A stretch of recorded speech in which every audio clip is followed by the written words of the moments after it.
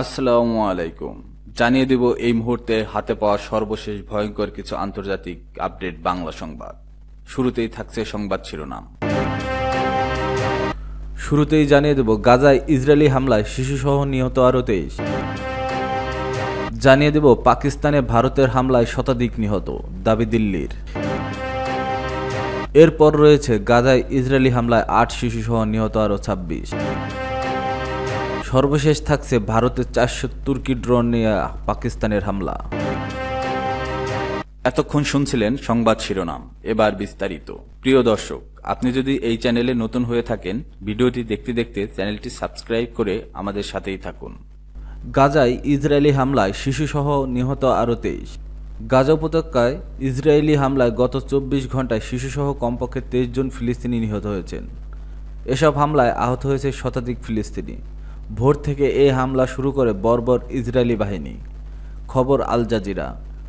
শনিবার সন্ধ্যায় মধ্য গাজায় দেইর আল বালা এলাকায় একটি তাঁবুতে ইসরায়েলি বিমান হামলায় 4 জন নিহত হন এবং আরও কয়েকজন আহত হন। তাঁবুটিতে বাস্তুচ্যুত পরিবারগুলো আশ্রয় নিয়েছিল। এর আগে গাজা সিটির সাবরা এলাকায় একটি পরিবারকে লক্ষ্য করে বোমাবর্ষণ করে ইসরায়েলি যুদ্ধবিমান। এতে তালিব পরিবারের 5 সদস্য নিহত হন। ওই পরিবারের সদস্য ওমর আবু আল কাজ বার্তা সংস্থার এএফপিকে বলেন, তাঁবুর ভেতরে ঘুমন্ত অবস্থায় 3 শিশু, তাদের মা এবং পিতা ইসরায়েলি বিমান হামলায় নিহত হয়েছেন। তিনি আরও বলেন, এই হামলা কোনো পূর্ব সতর্কতা ছাড়াই করা হয়েছে। একই দিনে গাজা সিটির তুফা এলাকায় ড্রোন হামলায় 6 জন এবং শেখ রাদওয়ান এলাকায় জাক্কুত পরিবারের একটি অ্যাপার্টমেন্টে বোমাবর্ষণে 1 জন নিহত হন। গাজার দক্ষিণে রাফা উপকূলে ইসরায়েলি নৌবাহিনী ভারী গুলি ছোড়ে। এতে মোহাম্মদ সাইদ আল বারদাউল নামের এক ব্যক্তি নিহত হন এবং আল মাউসি অঞ্চলে আরও 2 জন আহত হন।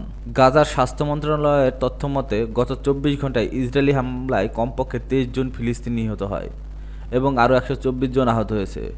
স্বাস্থ্য মন্ত্রণালয় জানিয়েছে, গাজা উপত্যকায় গত 24 ঘন্টায় ইসরায়েলি হামলায় কমপক্ষে আরও 23 ফিলিস্তিনি নিহত হয়েছেন। ফলে 2023 সালের অক্টোবর থেকে ইসরায়েলির গণহত্যামূলক আগ্রাসনে ভূখণ্ডটিতে মোট মৃতের সংখ্যা দাঁড়ায় 52,810 জনে। মন্ত্রণালয়ের এক বিবৃতিতে বলা হয়েছে, গত 24 ঘন্টায় ইসরায়েলি আক্রমণে আরও 124 জন আহত হয়েছেন। এর ফলে সংঘাতে শুরু থেকে আহতের সংখ্যা বেড়ে 1,19,473 জনে পৌঁছেছে। পাকিস্তানে ভারতের হামলায় শতাধিক নিহত, দাবি দিল্লির। পাকিস্তানে ভারতের হামলায় 100 জনেরও বেশি মানুষ নিহত হয়েছে বলে দাবি করেছে ভারতীয় সেনাবাহিনী। দিল্লিতে এক প্রেস ব্রিফিংয়ে সিনিয়র সামরিক কর্মকর্তারা সাংবাদিকদের এই তথ্য জানান। খবর এনডিটিভির। প্রেস ব্রিফিংয়ে বলা হয়, ভারত অপারেশন সিঁদুরের অধীনে পাকিস্তানের 9টি স্থানে হামলা চালিয়েছে। এতে পাকিস্তানের 100 জনেরও বেশি মানুষ নিহত হয়েছে। ব্রিফিংয়ে আরও জানানো হয়, হামলার প্রথম রাতেই পাকিস্তান যখন এক ঝাঁক ড্রোন মোতায়েন করে, তখন ভারতের বিমান প্রতিরক্ষা ব্যবস্থা সেগুলো অধিকাংশই প্রতিহত করে। ভারত পাল্টা আক্রমণে পাকিস্তানের লাহোরে একটি রাডার স্থাপনা ধ্বংস করতে সক্ষম হয়। প্রেস ব্রিফিংয়ে lieutenant general Rajiv Ghai, air marshal Awadhesh Kumar Bharti, vice admiral A N Pramod এবং major general Sandeep S Sarda উপস্থিত ছিলেন। লেফটেন্যান্ট জেনারেল রাজীব ঘাই স্থূল অভিযানের বিষয়ে জানান, পাকিস্তানি আক্রমণ প্রতিহত করতে ভারতীয় বাহিনী বেশ কিছু পদক্ষেপ নিয়েছে। তিনি বলেন, নিয়ন্ত্রণ রেখা বরাবর ভারতীয় বাহিনীর গুলিতে পাকিস্তানের 65 থেকে 40 জন সেনা সদস্য নিহত হয়েছে।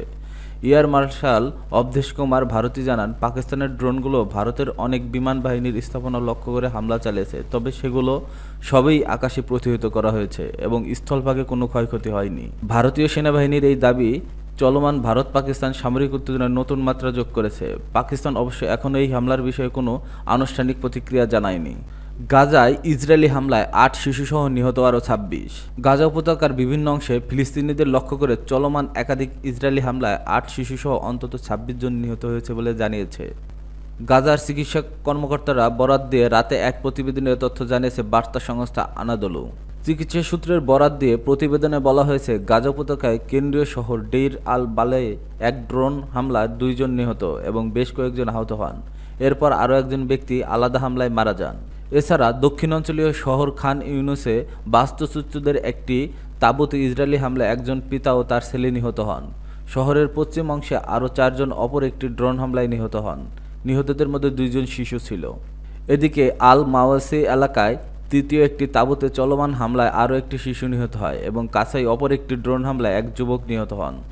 গাজা সিটিতেও ইসরায়েলি গোলাবর্ষণে এক শিশু নিহত হয়। উত্তরাঞ্চলের জাবালিয়ায় একজন বেসামরিক নাগরিক গুরুতর আহত হন।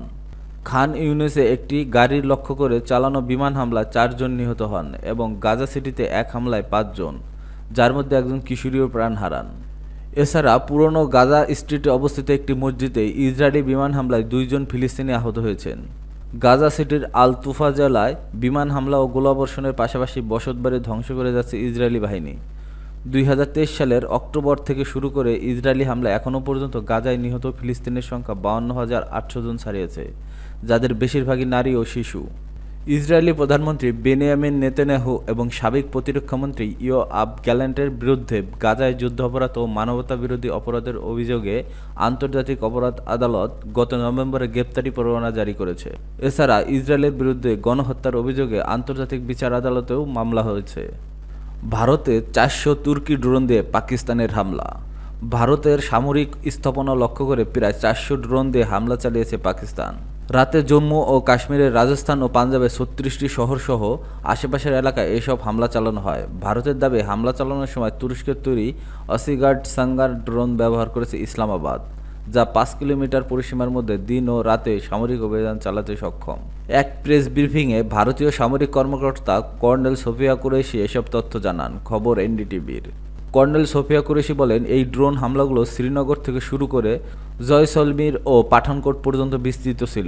এমনকি লাদাখের সিয়াচেন হিমবাহের বেস ক্যাম্প ও গুজরাটের কচ্ছ এলাকাতেও পাকিস্তানি ড্রোন দেখা গেছে, যে দুটি স্থানের দূরত্ব প্রায় 1400 কিলোমিটার।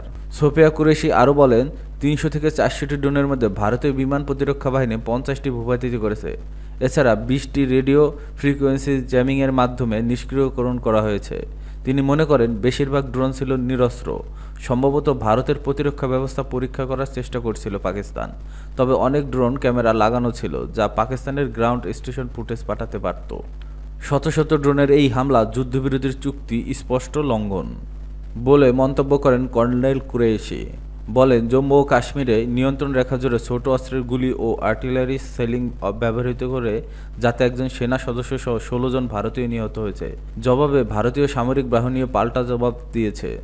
শত শত ড্রোন ও ক্ষেপণাস্ত্র ভূপাতিত করার পাশাপাশি পাকিস্তান আকাশ প্রতিরক্ষা নেটওয়ার্ক নিষ্ক্রিয় করে বড় ধরনের ক্ষয়ক্ষতি করেছে বলে জানান কর্নেল কুরেশি।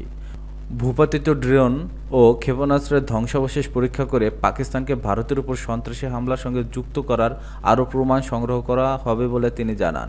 এই ধ্বংসাবশেষের কিছু অংশ পাঞ্জাবের অমৃতসরেও পাওয়া গেছে। অপারেশন সিঁদুরের কয়েক ঘন্টা পর থেকেই পাকিস্তানের ড্রোন ও ক্ষেপণাস্ত্র হামলার প্রথম ঢেউ শুরু হয়েছে উল্লেখ করে ভারত জানায়, তাদের আকাশ প্রতিরক্ষা ব্যবস্থা আকাশ ক্ষেপণাস্ত্রের মতো দেশীয় প্রযুক্তিসহ বিদেশি প্রযুক্তির সমন্বয়ে গঠিত, যা ইসরায়েলের আয়রন ডোমের সমতুল্য এবং এই হামলা প্রতিহত করতে সক্ষম।